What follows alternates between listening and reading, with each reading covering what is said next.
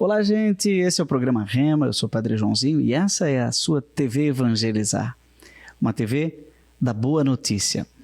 E o programa Rema busca sempre uma palavra, uma promessa, uma inspiração, um caminho, um GPS. Você quer andar para o norte, para o sul, para o leste ou para o oeste? Consulte a bússola do coração. Esse programa é uma espécie de bússola do coração. E cada vez a gente traz alguém que tem uma palavra especial. Nós já tivemos palavras aqui como liderança, Maria, Nossa Senhora, Jesus, Terra da Promessa, enfim, são tantas palavras. Mas hoje nós queremos entrevistar uma figura muito conhecida aqui nesse lugar, onde nós estamos gravando, em Curitiba, na Vila Auer, na Escola de Negócios, na faculdade e no colégio ESIC, né? E um pouco a alma desse lugar é o nosso querido Alexandre. Alexandre, o sobrenome agora me atrapalha, né? É Weiler. Weiler. Alexandre Weiler. Tudo bem, Alexandre? Tudo bem, Padre Joãozinho. Um prazer, uma honra, uma alegria e tantos outros adjetivos e sentimentos que a gente poderia colocar de poder estar aqui conversando com você e trocando tantas informações. Aqui é ESIC, aqui onde nós estamos, né? Aqui é ESIC Internacional. ESIC Internacional vem da Espanha, Madrid, onde que é? Isso, é uma obra da Congregação dos Padres do Sagrado Coração de Jesus, teve origem justamente na União Europeia, especialmente na Espanha, e segue aquilo que faz parte do DNA da congregação, daquilo que o Padre Dom tanto queria, que é a educação. E surgiu há quase 80 anos, né? Porque há um pouco de controvérsia, né? Mas surgiu justamente quando uma parte importante dos pais que frequentavam os colégios da congregação na Espanha, e aí os filhos estavam a ponto de se formar, e aí os pais chegavam para os padres e diziam: olha, eu queria muito que os meus filhos continuassem com essa qualidade de ensino que vocês têm, e especialmente com essa ética que vocês são capazes de trazer. E agora os meus filhos precisam assumir as empresas da nossa família. E o único caminho que eu tenho é enviá-los para Londres, para a Inglaterra, para os Estados Unidos, e lá eles irão aprender negócios com excelência. Mas eu gostaria também que tivesse o carisma deoniano, que tivesse ética, que tivesse por trás uma visão cristã. Né? Uma mística. Uma mística, exatamente, Padre Joãozinho. E aí, a partir disso, surgiu a ideia da ESIC Internacional, que é uma escola de negócios de altíssimo nível, no nível de Harvard, de Stanford, do MIT e tantas outras escolas de negócio de prestígio no mundo, mas que também trouxesse valores. Que trouxesse ética. E você, eu sei que você foi seminarista deoniano, né? Tive a honra. Hoje é casado, tem esposa, tem filhos, e atua aqui nesse espaço educacional que tem faculdade e que tem colégio, né? O Colégio ESIC, aqui na Vila Auer. Você... quando que você entrou aqui na ESIC? Que ano? Na congregação eu entrei com 11 anos de idade. 11 anos de idade? Com 11 anos de idade em 1988. Desculpa perguntar, hoje você está com que idade? Estou com 45, Padre. 45, bem mais novo do que eu. E você entrou em que ano? Eu entrei em 1988, né? Lá no Rio Grande do Sul. Em Criciúmal? Em Criciúmal. Você é gaúcho, então? Isso. E você casou com uma gaúcha? Não, casei com uma curitibana. Misturou o calor do Rio Grande com o frio de Curitiba. As duas coisas. E tem filhos? Sim, eu tenho 2 filhas. Deus me deu a graça de ter 2 filhas maravilhosas, a Clara e a Antonella, né? A Clara com 9 aninhos, a Antonella com 5 aninhos. E são, assim, uma bênção de Deus nas nossas vidas e uma riqueza nas nossas vidas. Muito bem. Você, então, entra na ESIC, entrou em 88 na congregação. Isso. Mas você ficou quanto tempo? Na congregação eu fiquei por 14 anos. 14 anos? 14 anos. Eu tive o prazer de... O último estágio de estudos, né, que eu passei foi em Brusque, né, sua cidade natal, Padre.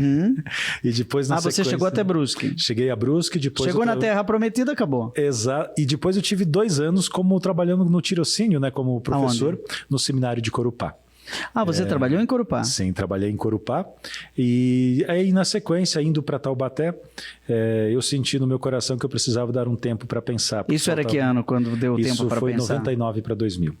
Você seria meu aluno? Seria seu aluno, sim, Padre Joãozinho. Eu acho que... Teria o prazer de ser seu aluno. Eu acho que eu ouvia falar de um tal de Alexandre Weiler que vai chegar, o rapaz é bom de trabalho e não sei o que. Não chegou. Se encantou com a... Se eu me encantei com a minha esposa, ela eu conheci 10 anos mais tarde. Foi a Tatiane. Tatiane. Foi a Tatiane, porque daí você estava em Corupá, daí depois acabou subindo para Curitiba e tudo aconteceu. E aí... Mas aí eu volto à minha pergunta. Você sai eu estou fazendo aqui uma linha do tempo. Claro, uma linha do tempo. Em 2021... você 1999. 99, 2001. E aí você falou que levou 10 anos para consolidar seu relacionamento com a Tatiane, que então deve ser 2011, mais ou menos. Isso, eu conheci a Tatiane de 2009 para 2010. E casou em que ano? Eu casei em 2012. 2012. Isso, ok. 2012, portanto, 10 anos de casado, né? 10 anos você saiu, organizou sua vida. E que ano exatamente você chegou na ESIC? Então, aí o curioso foi que aí em 99 para 2000, eu tomei essa decisão. Eu cheguei a ir a Taubaté. Fiz o retiro, né? O retiro de início, mas isso consolidou ainda mais a minha certeza de que eu precisava dar um tempo para pensar, porque eram 14 anos nessa vida, né? Muito estudo, muita oração, muito trabalho pela congregação, e eu sentia que faltavam apenas mais 4 anos. E sabe aquela pergunta que sempre faziam pra gente nas férias, né, Padre Joãozinho? Quando a gente chegava em casa, as pessoas diziam, quanto tempo falta ainda? Né? Porque a caminhada sacerdotal, ela é uma caminhada muito intensa, ela é uma caminhada muito longa. E quando eu falava, faltam 15 anos, faltam 10 anos, as pessoas diziam, nossa, quanto tempo? E aí, naquele ano, eu lembro que eu cheguei em casa e disse, agora só falta mais 4. São os 4 anos de teologia. E aí as pessoas diziam, nossa, que bom, só mais 4. E aí naquele momento eu também senti, eu falei, não, mas espera aí, eu preciso pensar, eu preciso ter mais certeza. E aí foi um momento também que, na época eu compartilhei com o superior geral, que era o padre Francisco Sene. Eu disse, olha, eu pretendo dar uma superior provincial. Pausa. Era o superior provincial. Naquela época era superior regional ainda, que era o momento da transição, né, entre Estamos as províncias. Então em 2000, 2001. 99 para 2000, isso. A virada do milênio. Virada do milênio. E ele disse, não tem problema nenhum. E curiosamente, quem estava pregando o retiro para nós lá na época era o Padre Léo. Era o Padre Léo. Isso era 2001? Era 2000 para 2000, era 99 para 2000, se eu não me engano. Eu tenho, e aí o Padre Léo falou para mim, disse, olha, perfeito, eu vou lhe dar uma série de textos para você refletir, especiais de discernimento, e nós estaremos a semana toda juntos, né? Começava sempre na segunda-feira e terminava na sexta. E aí eu lembro muito bem que ele me falou o seguinte, olha, mas não tome qualquer decisão antes de falar comigo ainda na sexta-feira. Na sexta-feira eu comuniquei para ele que realmente queria parar.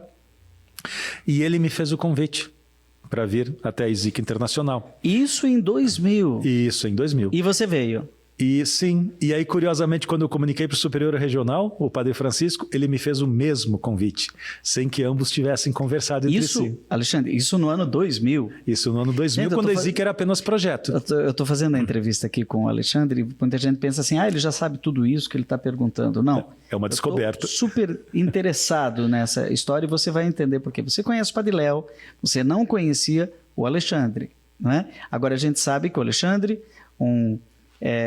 ex-seminarista, mas não ex-deoniano, faz um retiro no ano 2000 com o Padre Léo, e o Padre Léo diz, venha a Curitiba, nesse lugar onde a gente está agora, Isso. que hoje é a ESIC aqui. E você vem. E eu vim para cá. Curioso que quando eu cheguei aqui, apenas um pedaço da área administrativa estava reformado. O resto estava tudo sendo colocado abaixo, reformado intensamente, porque era um projeto de muita qualidade da congregação. Eu conheci o projeto da ESIC, por quê? Porque nos 10 anos anteriores, como eu lidava muito com informática, com outras coisas mais, e eu nunca tive nenhuma dificuldade na parte de aprendizagem, eu sempre fui o secretário das assembleias, dos capítulos e outras coisas mais, né? Era uma das pessoas que secretariava. Então, eu conhecia profundamente os rumos que a congregação estava tomando. Mas acabou acontecendo de ter essa bênção, né? O convite do Padre Léo e o convite do Padre Francisco Sene. E vim para cá e, na época, eu vim aqui ajudar a montar toda a parte de internet, toda a parte de rede, toda a parte de documentação que foi a Brasília, porque, bom, o senhor conhece melhor do que ninguém, né, Padre Joãozinho? Isso no ano 2001 daí. E isso já de 2000 para 2001, porque começou em 99 Mas como projeto. Você já estava integrado ao time da ISIC? Sim. E aí eu já vim integrado ao time da ISIC. Então você entra no time em 2000, antes do credenciamento da ISIC? Antes do credenciamento da ISIC. Inclusive os primeiros recebimentos foram por RPA, não era CLT nem nada. Interessante. E aí eu cumpri quase Porque o Padre Léo é tipo Moisés, né? Isso. Ele esteve à frente dessa obra até... até 2002 praticamente. Até 2002.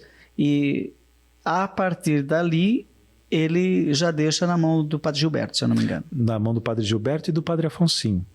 E vem também o Padre Isidro de Madrid. Isso, e daí começa uma outra história. Começa uma outra história. E você, então, é anterior a tudo isso. Sim. Você é da primeira hora. Sim, eu sou do primeiro time. Tanto que eu tenho... A ISIC existe há 22 anos. Então, e quando você anda... anos. Você não está vendo a parte externa aqui da ISIC, não é?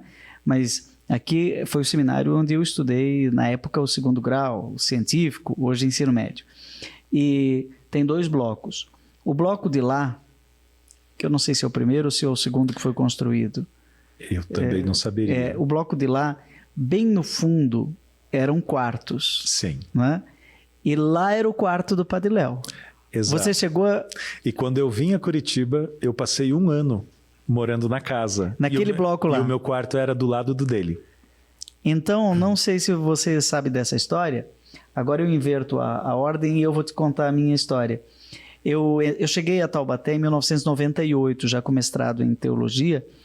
E em 99, o Ministério da Educação admitiu a possibilidade do reconhecimento civil dos cursos de teologia. E os luteranos de São Leopoldo foram os primeiros a ter um curso reconhecido em 1999. Da UBRA, né? De São Leopoldo. Uhum. Eu fiquei muito interessado naquilo, comecei a estudar, né? Eu era um jovem sacerdote, professor de teologia em Taubaté, esperando que chegasse ali o Alexandre Weiler, não chegou, fez um retiro e foi-se embora, veio para cá. Ouvi falar dessa história. Mas, no ano de 1999... eu fui nomeado, com 1 ano de professor, diretor do Instituto Teológico Sagrado Coração de Jesus, da parte dos estudos. E o reitor, na época, o Padre Zé Schmidt, que já faleceu, disse assim, estude essa questão do MEC, né? E eu comecei a estudar, né? E como é que eu vou saber, né? E aí eu ouvi falar que o Padre Léo, que era meu colega de turma, fizemos o noviciado juntos, que ele estava fazendo isso aqui em Curitiba. Sim. Né? E eu saí de Taubaté e vim aqui, passei um dia com ele e tudo o que eu fiz depois passou por aquela tarde, ele me passou todos os conhecimentos, inclusive papéis, xerox que ele tinha, ele me entregou todo o conhecimento, regimento, tudo que ele sabia de como credenciar uma faculdade pelo MEC, ele me passou.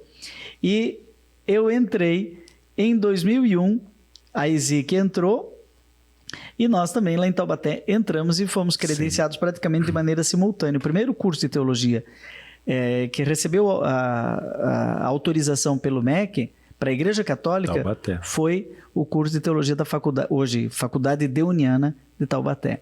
Verdade. Então eu devo ter esbarrado por você naqueles corredores nesse período ali. Você estava. Eu lembro sentado na frente do Padre Léo no quarto, e o quarto do lado era o seu. Sim. Olha, quando eu vim para cá, eu fazia 4 coisas simultâneas, né? Porque eu também passava, às vezes, um tempo no CDC, o Centro Deuniano de Comunicação. Eu ajudei eles a montar o site deles e tudo mais lá na Vila Mariana. Né? Mas eu passei 1 mês e meio com eles. Apoiava aqui a casa também, porque tinha alguns idosos naquela época também. Trabalhava na ISIC e eu tive o prazer também de, durante 3 meses, apoiar um pouco o Padre Léo, que ele estava... com uma questão muito intensa de abrir uma série constante de Betânias, né? Então a gente viajava por todas as Betânias, desde Guarapuava até São João Batista, etc. E eu tive o prazer de viajar com ele semanas e semanas, dirigindo e compartilhando o volante com ele, até ajudando ele durante esse período, depois que eu montei toda a parte tecnológica aqui. E eu lembro dele comentando da sua vinda para cá, inclusive uma parte das fotocópias fui eu que ajudei a tirar. Olha só, recordar e viver. Então, está terminando já o nosso primeiro bloco, né? Eu encontro depois de mais de 20 anos, alguém que estava do lado do Padre Léo. Você conhece o Padre Léo da TV. O Padre Léo já está no céu, junto com o Padre Jonas, que agora foi morar lá. Os dois estão numa festa e uma cantoria tremenda, né?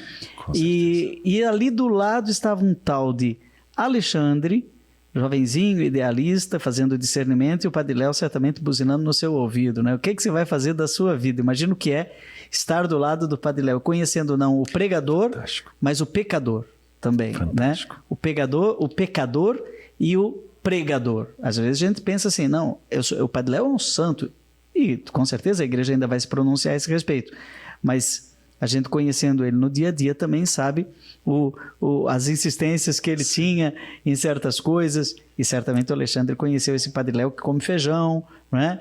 E que conta piada, e que é muito divertido, uma pessoa muito cheia de talentos. Nós vamos fazer um breve intervalo, tem tanta coisa para conversar no segundo bloco, aguarde, porque tem mais Alexandre Weiler e ESIC Internacional de Curitiba.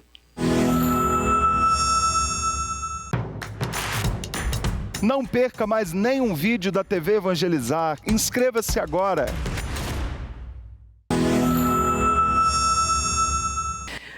Muito bem, gente, esse é o programa Rema e hoje recebemos a presença simpática de Alexandre Weiler, que é figura carimbada aqui da ESIC Internacional, que é uma expressão brasileira da ESIC da Espanha, ESIC da Comunidade Europeia, uma formação de líderes, uma escola de negócios, um espaço que você precisa conhecer, principalmente você que é de Curitiba e região. E que muita gente não sabe, quem esteve na origem, na primeira hora mesmo desta obra, foi o Padre Léo. Justiça seja feita ao Padre Léo e também a história da ESIC. Não se pode contar a história da ESIC Curitiba sem passar pela memória do Padre Léo.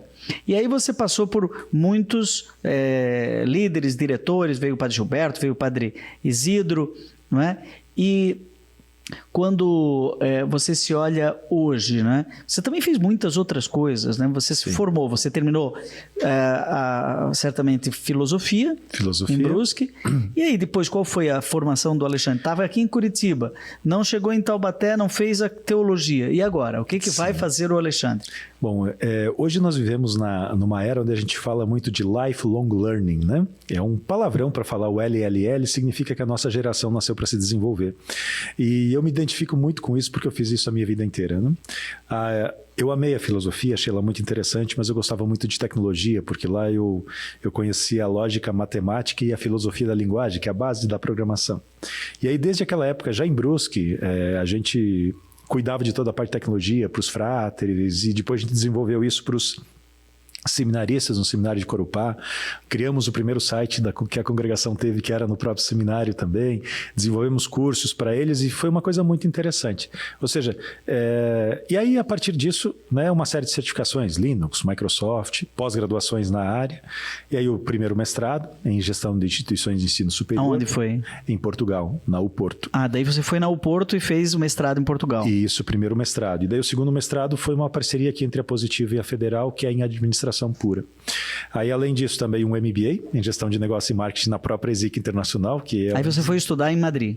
Eu estudei aqui mesmo, no nosso aqui MBA mesmo. Aqui. Uhum. E depois o doutorado foi feito na Universidade La Impresa, no Uruguai, né? Que era um curso de cursos de férias, justamente, porque aí eu já concentrado. Daí você ia para o Uruguai, estudava e voltava. Isso. Sempre. Qual foi o tema da tese de doutorado? O tema da tese de doutorado foi justamente um sistema, porque eu tenho uma empresa também fora daqui, duas empresas, uma de consultoria e uma que desenvolve sistemas com um colega meu da época de segundo grau aqui do ensino médio, o Carlos Ritter. Né? Uhum. E a gente desenvolve sistemas, e hoje o nosso maior cliente é a Vale do Rio Doce, então Um dos sistemas que nós implementamos na mineradora Vale do Rio Doce foi a minha tese de doutorado. E qual foi o tema? Aceitação de novas tecnologias, né? Como assim? Como você faz para que as pessoas aceitem novas tecnologias? Você acha então que a pessoa não quer mexer no caixa eletrônico, é melhor depositar o dinheiro Também. No caixa pessoal? Também. O gerente agora é um gerente eletrônico, você tem resistência. Isso. E aí muda para o aplicativo e até a pessoa entrar na lógica do aplicativo, ela tem resistência. Não, eu quero ir no caixa eletrônico. Exato. É mais ou menos isso?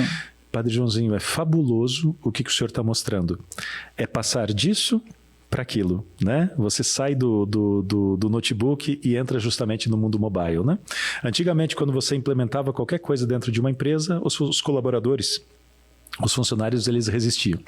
E há 4 técnicas principais para fazer as pessoas aceitarem. Atenção, você que tem uma avó, que tem uma mãe, que tem um amigo, que tem alguém que não gosta de tecnologia, não tem rede social, talvez nem tenha celular, não gosta do celular, é inimigo da tecnologia, tem uma resistência tremenda. A minha mãe, padre, ela não faz nada no aplicativo, ela quer que eu vá no banco, fique na fila horas para pagar aquele boleto. Qual é a técnica de Alexandre Weiler para superar a resistência à tecnologia? Ou no banco, na lotérica, né, Padre Joãozinho? É curioso, né? A primeira delas é utilidade. Elas precisam entender que será útil para elas. Segundo, elas precisam entender que será mais fácil e obterão melhores resultados, né? Terceiro, precisam existir condições facilitadoras, ter recebido treinamento na área e treinamento que seja contento. E quarto, precisa funcionar, porque quando dá muitas telas de erro, quando trava, quando se sente num lugar sem avançar ou sem retornar, aí justamente isso derruba todo o processo. São as 4 principais condições facilitadoras. Então tá, você já entrou no metaverso? Ou você tem resistência? O metaverso, eu já o conheci profundamente, já estudo profundamente o metaverso, mas eu evito entrar lá o máximo possível por alguns motivos principais neste momento, né? Não pôs o óculos ainda? Já coloquei para testar e conhecer o ambiente. Mas o curioso é que eu não tenho tempo para fazê-lo, dadas as atividades que eu desempenho aqui na ESIC Internacional.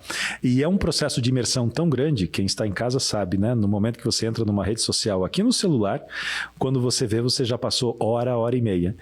Dentro de uma imersão de metaverso, né, onde todos os seus sentidos praticamente de audição e de visão eles são cobertos, a chance de você se perder naquilo é simplesmente gigantesco.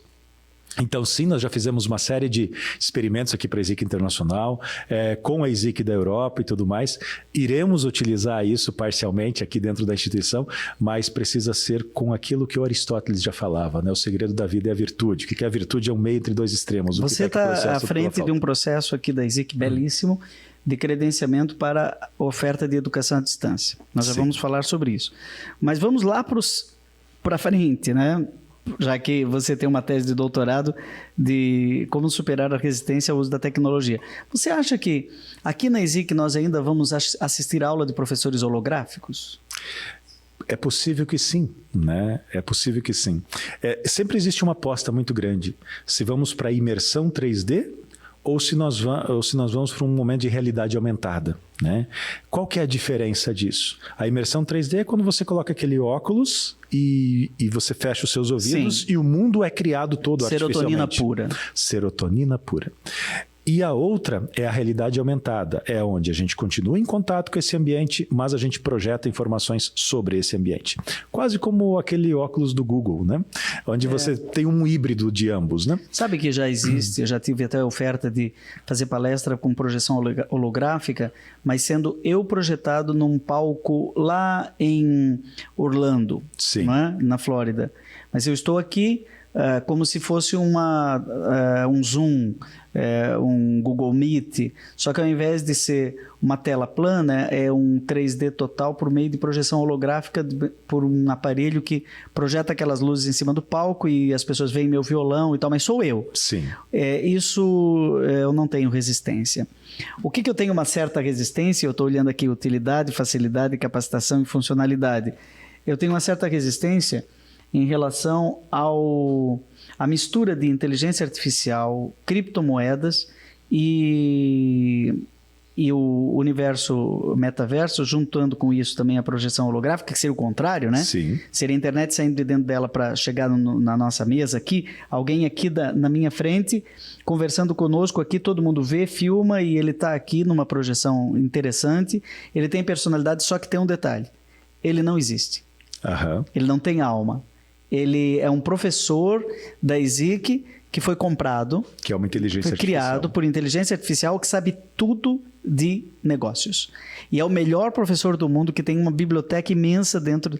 E o aluno começa a ter mais segurança nesse professor de inteligência artificial do que no professor que é real. Sim. Né? Imagina, o médico tem na antessala um médico holográfico, com inteligência artificial. Você entra naquela salinha e conversa com ele e ele te dá todas as respostas possíveis e imagináveis sobre sua doença ou sobre seus sintomas. E depois, quando você chega para o médico, você acha até o médico menos competente que aquela máquina com a qual você conversou. Você acha que isso é... Eu estou na ficção científica, pensando... coisas, quem está assistindo o programa agora está pensando, Padre Joãozinho, agora será que vai ter isso? Vai ter um programa na TV Evangelizar em que o apresentador não existe, ele foi criado, é uma projeção holográfica, será? Então, Padre Joãozinho, o curioso que durante muito tempo, nesse momento eu sou exclusivo da ESIC Internacional, mas durante mais de 10 anos eu também contribuí com quase todas as pós-graduações da Pontifícia Universidade Católica. E uma das cadeiras de Curitiba. E uma das cadeiras que eu ministrava lá era telemedicina. E sentavam na minha frente gestores de saúde, médicos e etc. E desde 2015, os chineses já têm uma cabine de telemedicina, onde você senta, sopra algo que parece um bafômetro, coloca o seu braço numa argola que faz aquilo que aqueles relógios inteligentes fazem, né? Oximetria, batimentos cardíacos, etc, etc. E você responde uma série de perguntas que uma inteligência artificial lhe faz, tira uma foto da sua íris e cruza isso com o seu histórico médico-paciente. Com base nisso, essa inteligência artificial lhe dá o seu diagnóstico. Caso ela não consiga, ela transfere isso para um médico de carne e osso. Hoje a estatística só transfere em 14%. Nos outros 86% das vezes a inteligência artificial resolve o seu problema. E o curioso é que a taxa de assertividade média de um médico não passa de 42%. O melhor não passa de 61%. Né? Então, chegando ali a 84%, 86%, você já tem uma diferença muito grande. O IBM Watson, que é a inteligência artificial da IBM, já faz isso no Estado de Israel. Né? Interessante que essa cabine, do lado ela já tem um dispenser automático de medicamentos de maior uso, né? Quase como se fosse uma maquininha de Coca-Cola. Então a gente já tem isso na China e na Índia nesse momento. Interessante essa questão, entra bem dentro da facilidade, isso convence as pessoas. Por exemplo, outro dia eu fui acompanhar minha mãe no médico em Blumenau, por questão ética eu não vou dizer o nome dele, mas poderia tranquilamente dizer o nome dele aqui.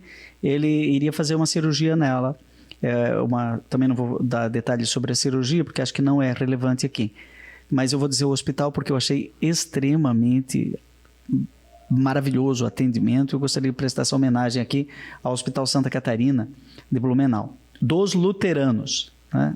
Não é católico, é dos luteranos, que está lá há uma centena de anos, né? Sim. E a cirurgia nela seria feita por videolaparoscopia.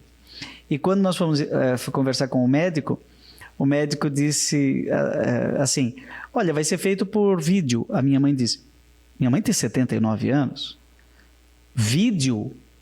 O senhor não vai tocar aqui? Não, é numa televisão. O senhor não vai ficar olhando para mim? Aí ele disse assim, o médico também não é muito novo. Olha a facilidade. Olha, o maior problema dessa cirurgia é porque pode romper algum outro órgão, né?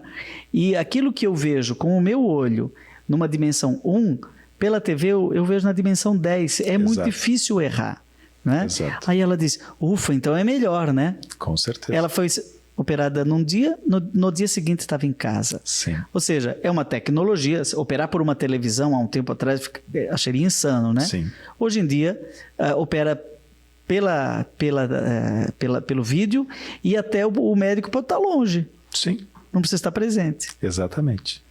Você acha que essa tecnologia 5G misturada com inteligência artificial e todo esse universo. Eu estou falando metaverso, mas metaverso é um pedaço. É um pedaço de todo um universo, né? Sim. Ele vai... nossa geração ainda vai ver muita novidade ou terminou na internet, no WhatsApp? Seguramente que sim, Padre Joãozinho, porque pré-pandemia, a IBM já falava e a OCDE diziam que entre 80% e 90% das empresas e dos cargos que existem hoje seriam tocados ou transformados. Nesse momento, a gente sabe que isso já está acontecendo e que nós não passamos de 2030 com quase 100% dos cargos e dos modelos de negócio que existem hoje sendo tocados. Então, quando a gente para pensar, por exemplo, há 5 anos atrás, nós tínhamos quase 200 mil médicos no Brasil.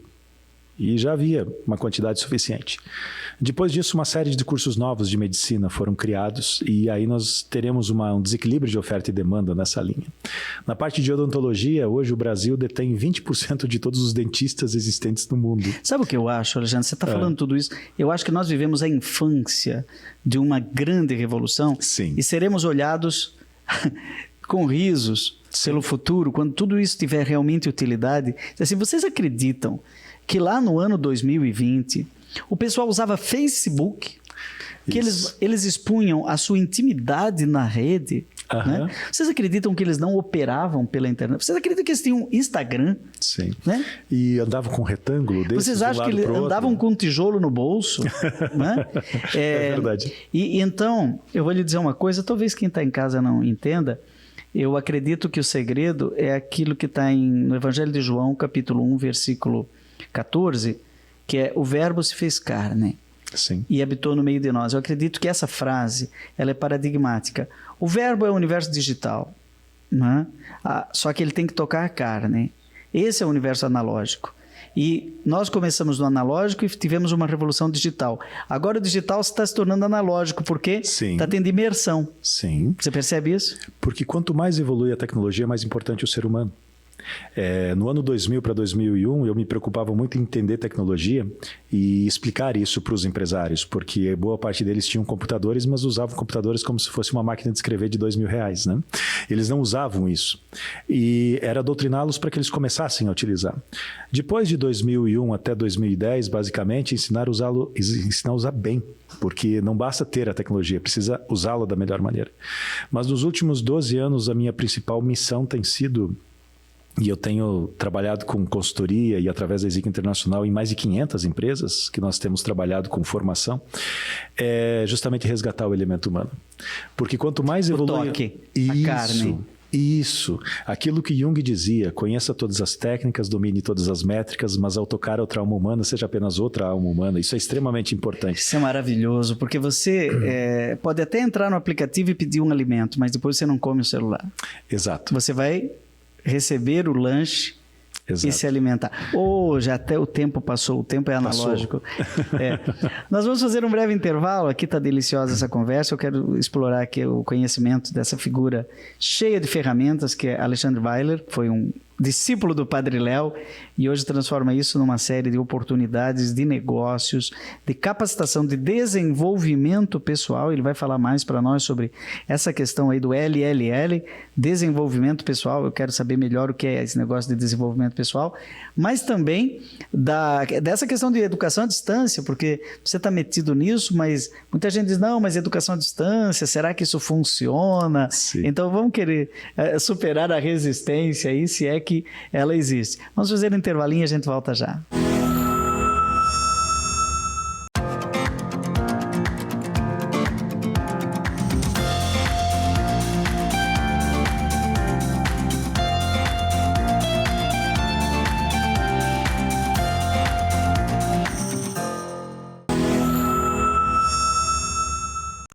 Esse é o programa Rema e nós estamos hoje recebendo aqui a figura simpática aqui na ESIC, a casa dele, desde 2000, em que ele foi convidado pelo Padre Léo para vir para cá, o Alexandre Weiler, né?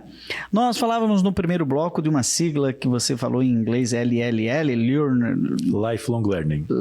Lifelong Learning. Desenvolvimento pessoal. Isso. Né?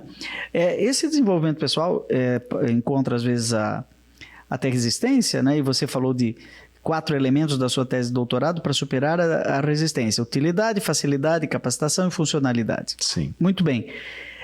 Hoje nós temos a educação à distância. Eu sei que você está há mais de ano se dedicando ao credenciamento da ESIC para a educação à distância e ela foi credenciada. Parabéns aqui ao esforço, Padre Ari, toda a equipe, Padre Cícero, toda a equipe aqui da ESIC Internacional Curitiba.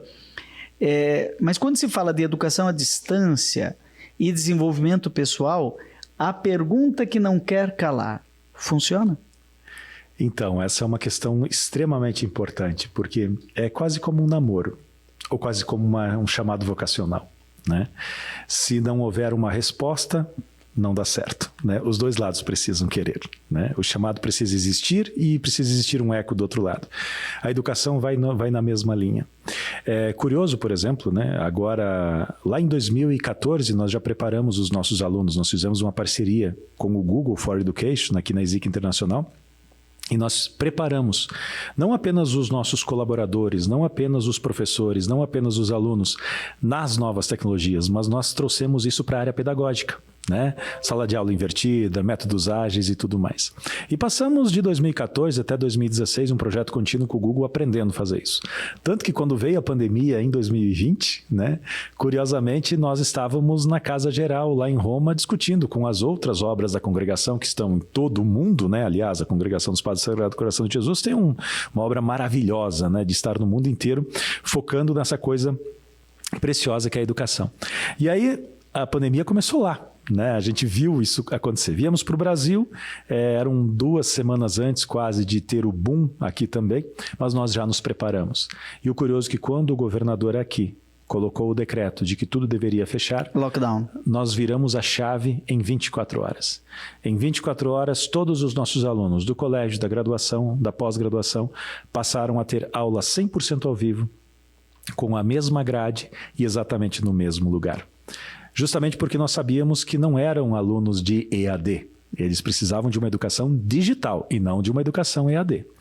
E aí, curiosamente, porque eles tinham o presencial como primeiro momento. Então, a gente passou a transmitir tudo o que acontecia ao vivo na sala de aula, nós trouxemos para dentro do ambiente digital, com uma série de técnicas que acabaram dando muito certo. Tanto que todos os meios de comunicação começaram a fazer romarias aqui para a ESIC Internacional para entender o que como isso funcionava. E aí também nós viramos o projeto, porque nós sabíamos que quando terminasse isso tudo, uma parte da população, tendo entendido como o EAD funciona, como a educação digital funciona, não iria mais querer vir presencialmente. Por isso, hoje a ESIC Internacional ela tem as duas coisas, né? Na nossa graduação... Foi criando um universo híbrido. Exatamente. E a ESIC Internacional, na Europa, ela tem um jargão para isso que se chama campus infinito. Né? O campus da instituição ele precisa ser infinito, ele precisa ser transformative learning, né? Uma educação transformadora. Então, hoje na nossa pós-graduação, o aluno ele pode vir presencialmente ou ele pode assistir à distância, a partir de qualquer dispositivo. A aula é 100% ao vivo e ele interage, tem uma TV do lado. Qual que é a plataforma? Nós estamos utilizando o Google Meet, porque nós temos uma parceria com o Google, então ele é um Meet um pouco mais avançado do que os outros Meets que existem por aí. Entendi. Numa conjunção com o Classroom e com o Google Agenda, então isso funciona muito bem. E na graduação, nós estamos estreando, conceito nota 5 no MEC, né? Isso nos deixa muito felizes com o reconhecimento. Todos os cursos que nós temos presencialmente, eles também estarão disponíveis dentro do ambiente digital. Então, a ESIC Internacional, para quem está nos assistindo para o próximo ano, né, você que não está em Curitiba, pode ter um diploma internacional. Como é que a pessoa faz? Ou seja, hoje a internacionalidade é parte fundamental, né? Fundamental. Da educação. E a ESIC oferece esse diferencial. Oferece esse diferencial, porque no mundo globalizado não dá mais para competir com técnicas puramente Mas não precisa estar morando em Curitiba, então? Não precisa, Padre Joãozinho. Mas como que a pessoa faz na prática? Ela digita www... Qual que é o site? ESIC.br, ESIC, bem fácil, nem .com tem, né? É direto ESIC.br. E ESIC é ESIC, né? ESIC significa Escolas Superior de Engenheiros Comerciais. Ah, engenheiros? Engenheiros comerciais. Isso me atrapalha. Engenheiros, porque é isso. Lá da Espanha. Eles tratam os negócios de uma forma tão séria como se fosse uma engenharia. né? Engenharia de negócios, então. Uma engenharia de negócios. E é impressionante como isso funciona. E aí as pessoas podem decidir, né? Se elas querem vir presencialmente até a instituição ou podem fazê-lo à distância. Então, alguém que está no Recife, em Brasília, nesse momento, entra no site, se inscreve e aí é uma disciplina por mês, né? Uma disciplina por mês ao longo do programa. São 4 cursos principais nesse momento: administração, gestão comercial e 2 extremamente inovadores: negócios internacionais e digital business. Tem digital business também. Digital business também. E aí a pessoa, ela pode... nós utilizamos também, além do campus infinito, uma metodologia de Harvard chamada Peer Instruction, onde tem uma articulação entre teoria e prática muito interessante.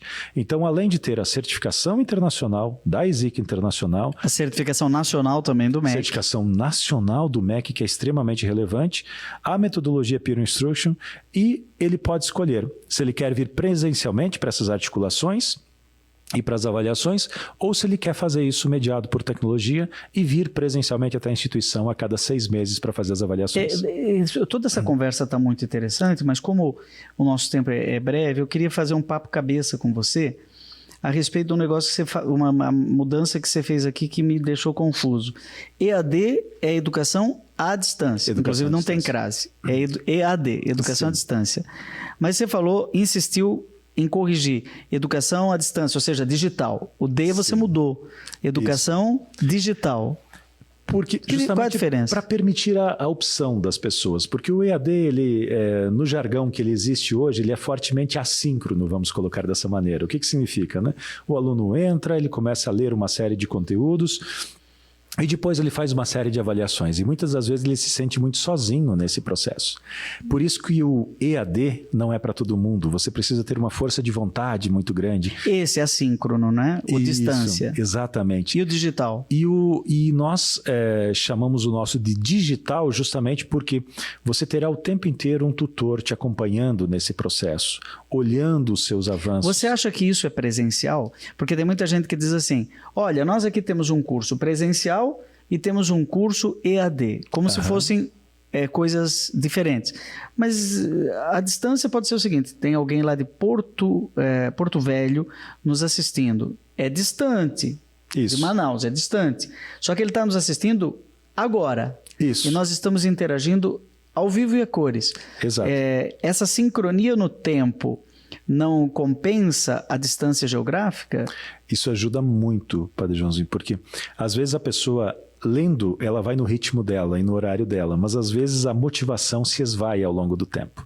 Agora, quando você entra justamente num MBA ou numa graduação, onde você entra e tem alguns alunos que estão presencialmente, você aparece numa tela, você faz perguntas ao vivo para o professor, os alunos escutam a sua pergunta, respondem, dão contribuição, e essa interação acontece, aí você tem o Transformative Learning, que é uma educação transformadora, que é um campus infinito, porque o campus ele se estende, além do presencial, ele se estende para a pessoa que está lá em Porto Velho, ele se estende para a pessoa que está lá em Rio Branco, e ela interage com as suas experiências, em tempo real, com as experiências das pessoas que estão aqui. Outro dia, eu sou, inclusive, vinculado ao Ministério da Educação para avaliação do ensino superior. Então, eu sei muito bem onde eu estou me movimentando nessa conversa.